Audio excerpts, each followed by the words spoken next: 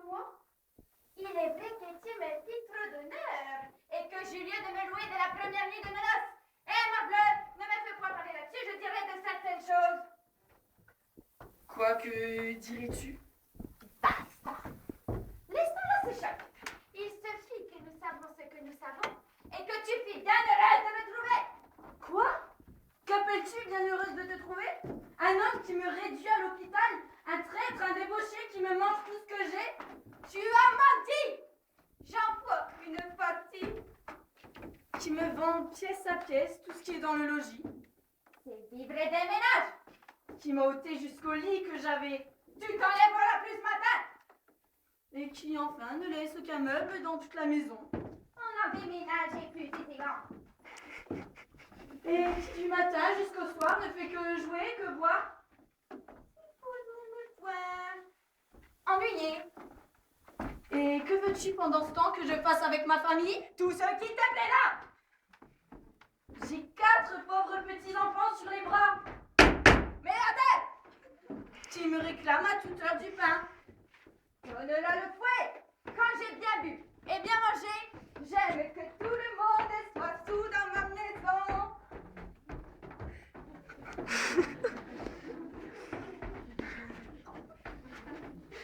Et tu prétends, ivrogne, que les choses aillent toujours de cette manière. Doucement, ma femme, s'il vous plaît. Que j'endure internellement tes insolences et tes débauches? Nous nous emportons point, ma femme. Et que je ne sache trouver le moyen de te louer à ton devoir? Ma femme, vous savez que j'ai l'âme peu endurante et le bras bien assez long. Je me moque de tes menaces. Ma petite femme, mamie, votre peau vous démange à votre ordinaire. Crois-tu que je m'épouvante de tes paroles? Ma chère moitié, vous avez envie de me dérober quelque chose? Je te montrerai bien que je ne te crains nullement. Vous, objet de mes vœux, je vous croquerai dans la femme. Je vous battrai. Sac à vin. Je vous rôterai. Je vous étrillerai. Être insolent, vivement ma route voleur. Ah, vous dans mon visage. Voilà le vrai.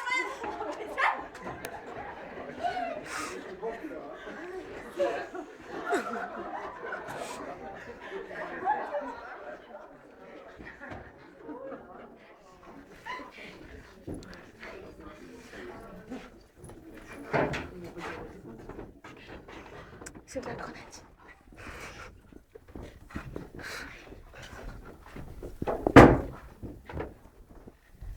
Mon Dieu, qu'il est terrible. Ces regards m'ont fait peur, mais une peur horrible. Et jamais je ne vis un plus de chrétien. Ce monsieur l'a fâché, je te le disais bien. Mais que diantre est cela qu'avec tant de rudesse il nous fasse au logis garder notre maîtresse? D'où bien qu'à tout le monde il veut en la cacher et qu'il ne saurait voir personne en approcher. C'est que cette action le met en jalousie. Mais d'où bien qu'il ait plus de cette fantaisie?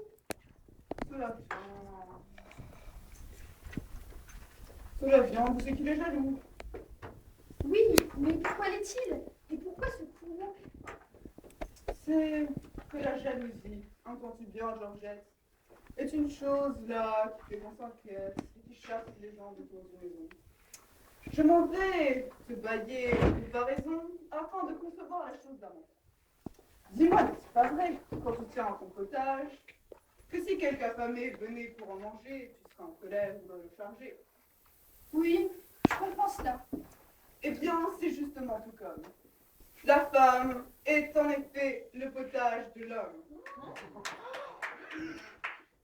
Et quand un homme voit d'autres hommes parfois qui va dans sa soupe à tromper leur doigt, il en montre aussitôt une colère extrême. Oui, mais pourquoi chacun n'en fait-il pas de même? Et que nous en voyons qui paraissent joyeux lorsque leurs femmes sont avec les bureaux, monsieur? C'est que chacun n'a pas cette amitié goulue qui n'en veut que pour soi. Si je n'ai la verrue, je le vois qui regarde. Ses yeux sont bons, c'est lui. Je vois comme des chagrins. C'est qu'il a de l'ennui.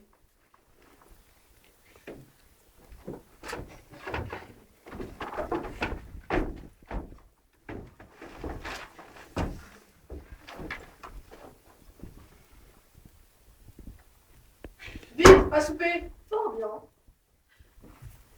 Vois-tu, Sganarelle, il faut songer à s'amender. Oui, bien. Oui, ma foi, il faut s'amender. Encore 20, 30 ans, c'est d'ici. Tu nous éloignes. Oh. Qu'en dis-tu? Rien. Bonne aller souper.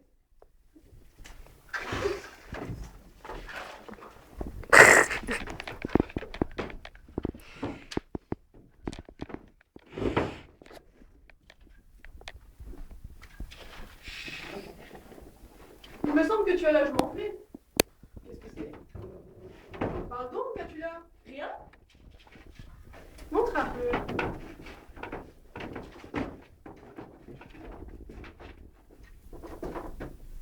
Parbleu, c'est une flexion qui lui est tombée sur la joue. Vite, une lancette. Pour percer cela. Le pauvre garçon n'en peut plus et cet abcès le pourrait étouffer. Après.